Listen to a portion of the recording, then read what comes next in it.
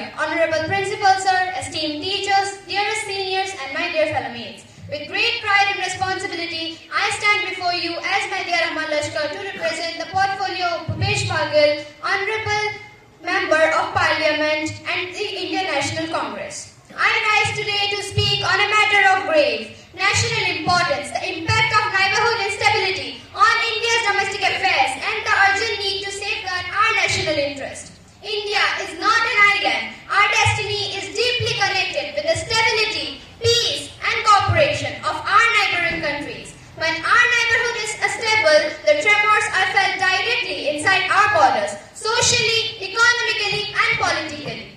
Neighborhood instability, a reality we cannot ignore. Honorable Speaker, over the past decade, South Asia has witnessed political upheavals, economic crisis, rise of extremism, cross-border terrorism and refugee movements. Instability in Pakistan, Afghanistan, Myanmar, Sri Lanka and even Bangladesh has had direct consequences on India's internal security and social harmony. Whether it is cross-border terrorism, illegal migration, drug trafficking, human trafficking and arms smuggling.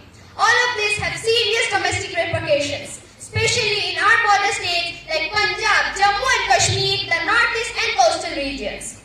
Impact on India's domestic affairs. Honorable members, internal security challenges, neighborhood instability fuels terrorism and radicalization. The youth of our nation became vulnerable when extremism crosses borders. Second, economic stress, trade disruptions, refugee rehabilitation and increased defense expenditure place an enormous burden on our economy. Money that could have been spent on education, healthcare and employment.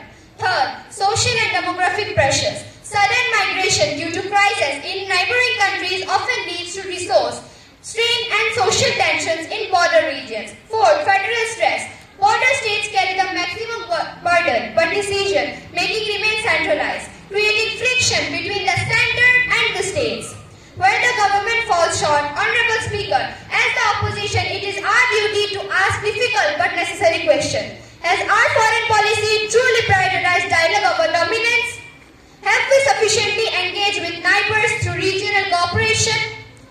Are border states consulted and empowered or merely instructed? The Congress believes that national security is strongest when diplomacy is strongest. Unfortunately, the thumping cannot replace constructive engagement. Sir, the Indian National Congress firmly believes in a balanced, mature and inclusive approach.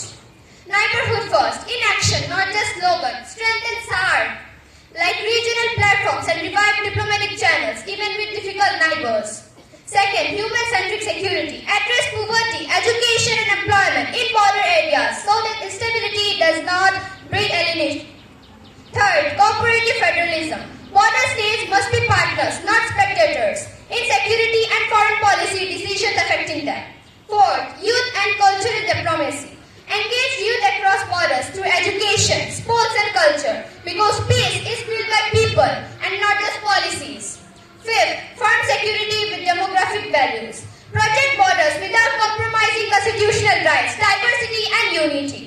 Message to the Youth Parliament. Honorable Speaker, this Youth Parliament represents the future custodians of Indian democracy. To the young minds present here, I say, patriotism means strength with sensitivity. National interest means security with humanity. Leadership means dialogue before destruction. India's greatness lies not in isolating itself but in leading South Asia with wisdom, restraint and responsibility.